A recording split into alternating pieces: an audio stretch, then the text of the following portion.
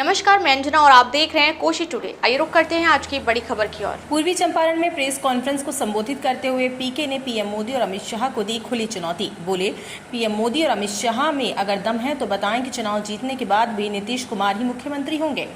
प्रशांत किशोर ने नीतीश कुमार की मानसिक स्थिति पर सवाल उठाए। बोले, एक सिपाही बनने के लिए भी फिटनेस टेस्ट होता है। मुख्यमंत्री मंच से पीएम का नाम तक भूल जाते हैं, फिर भी बीजेपी ने उन्हें बिहार पर थोप दिया।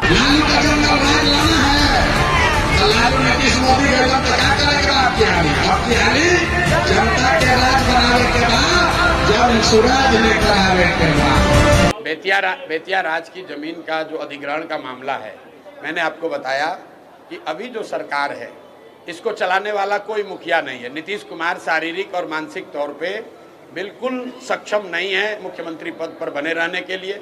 ये बात हम लोग पिछले 3-4 महीने से कह रहे हैं। कई बार मैंने कहा भाई मेडिकल जांच कराकर बुलेटिन जारी करना चाहिए। चलो वो नहीं मानोगे तो अपने मंत्रिपरिषद के सदस्यों का नाम बता दो तो भी हम लोग जान जाए कि आप स्वस्थ हैं। आपने कल देखा कि मंत्रिपरिषद का साथियों का नाम तो छोड़िए, नीतीश कुमार देश के प्रधानमंत्री जो स्टेज पर बैठे थे उन्हीं का नाम भूल गए। आप जरा समझिए, हंसने की बात नहीं है। बिहार के सामान्य परिवार के लड़के अगर वो सिपाही बनना चाहते हैं, शिक्षक बनना चाहते हैं, तो उनका फिजिकल फिटनेस टेस्ट होता है, मेडिकल कराया जाता है। अगर आप फिजिकली मेंटली फिट नहीं हैं तो आप सिपाही मास्टर नहीं बन सकते हैं। लेकिन ऐसा कैसे है कि 13 करोड़ लोगों का मुखिया, सब आदमी ये कह रहा है भाई इनकी तबीयत ठीक नहीं है, फिर भी भाजपा वाले उन्हीं को थोपे हुए हैं। क्यों थोपे हुए हैं, ये आपके और समाज के चर्चा और उनके निर्णय का विषय है। मैं ऐसा समझता हूँ कि चाहे बेतिया राज के अधिग्रहण का मामला हो, लॉ एंड ऑर्डर का मामला हो, या सरकार की ओवरऑल जो फंक्शनिंग है, इस सरकार का मुखिया शारीरिक मानसिक तौर पर फिट नहीं है। सरकार को मुख्यमंत्री नीतीश कुमार नहीं चला रहे हैं, 3-4 रिटायर्ड ब्यूरोक्रेट जो उनके सलाहकार है वो लोग चला रहा है, और 3-4 उगाही मंत्री है। मैं उनको कहता हूँ सब उगाही मंत्री है। जो 4-5 महीने बचे हुए हैं ये लोग लूटने में लगे हुए हैं। जिस सरकार का कोई मुखिया नहीं होगा उसमें इसी तरह के कानून बनेंगे, इसी तरह की गलतियाँ होंगी। आप देख रहे हैं कानून व्यवस्था की हालत, रोज मर्डर हो रहा है, रोज हंगामा हो रहा है। लेकिन आपने सुना कि नीतीश कुमार ने लॉ एंड ऑर्डर के रिव्यू के लिए कोई बैठक बुलाई है? क्यों नहीं बुलाया है? क्योंकि नीतीश कुमार को वो स्थिति ही नहीं है कि वो कोई बैठक बुलाए उसमें रिव्यू करे। आपने कोई नीतीश कुमार का पत्रकार वार्ता देखा पिछले 4-6 महीने में? आपने नीतीश कुमार को कोई भाषण देते सुना?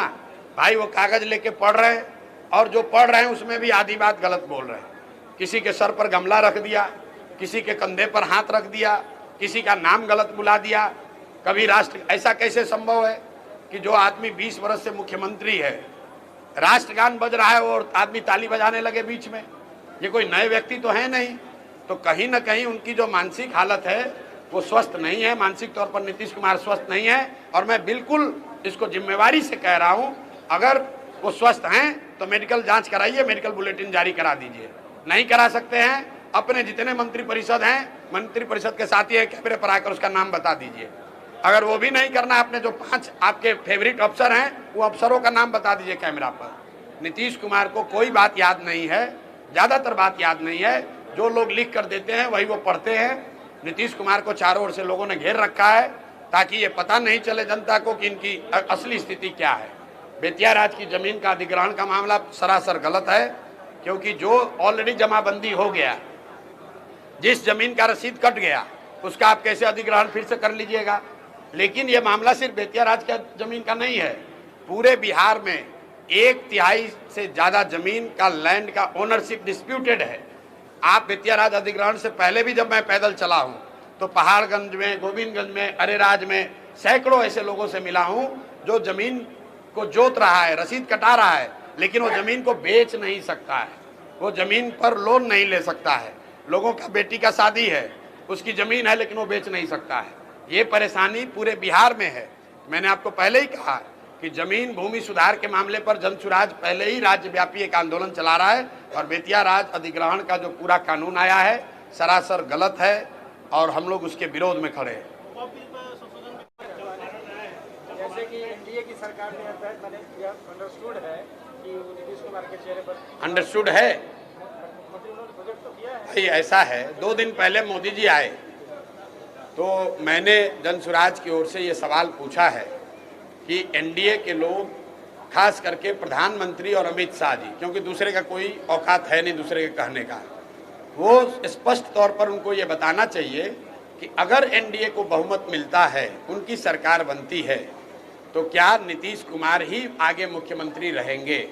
क्योंकि अभी तक इन दो महानुभावों ने, देश के प्रधानमंत्री नरेंद्र मोदी जी ने और अमित शाह जी ने, ये नहीं कहा है कि जीतने के बाद नीतीश कुमार ही रहेंगे। वो ये कह रहे हैं कि नीतीश जी अभी मुख्यमंत्री हैं, इनके और मोदी जी के चेहरे पर चुनाव लड़ा जाएगा, लेकिन ये नहीं बता रहे कि लड़ने के बाद क्या होगा। हमने महाराष्ट्र में देखा है, महाराष्ट्र में शिंदे जी मुख्यमंत्री थे, वहाँ पर यही अमित शाह जी ने, प्रधानमंत्री जी ने कहा कि शिंदे जी और मोदी जी के चेहरे पर चुनाव लड़ा जाएगा, लेकिन जब चुनाव का परिणाम आ गया तो भाजपा ने अपना मुख्यमंत्री बनाया है। तो मैं जानता नहीं हूँ कि एनडीए यहाँ किसको मुख्यमंत्री बनाएगी, लेकिन बिहार की जनता को ये जानने का हक है कि एनडीए ये घोषित करे कि क्या अभी के मुख्यमंत्री नीतीश कुमार ही एनडीए की जीत की स्थिति में वही मुख्यमंत्री होंगे कि नहीं होंगे। मैं ऐसा समझता हूं कि भाजपा के नेताओं में दम नहीं है। अगर दम है तो बोलकर दिखाएं कि चुनाव जीतने के बाद नीतीश कुमार ही एनडीए के मुख्यमंत्री होंगे। ये बात भाजपा के नेता कह के दिखाएं, तब उसका उत्तर दिया जाएगा। अब तक के लिए बस इतना ही, फिर मिलते हैं एक ऐसी ही बड़ी खबर के साथ। तब तक के लिए नमस्कार और देखते रहिए कोशी टुडे।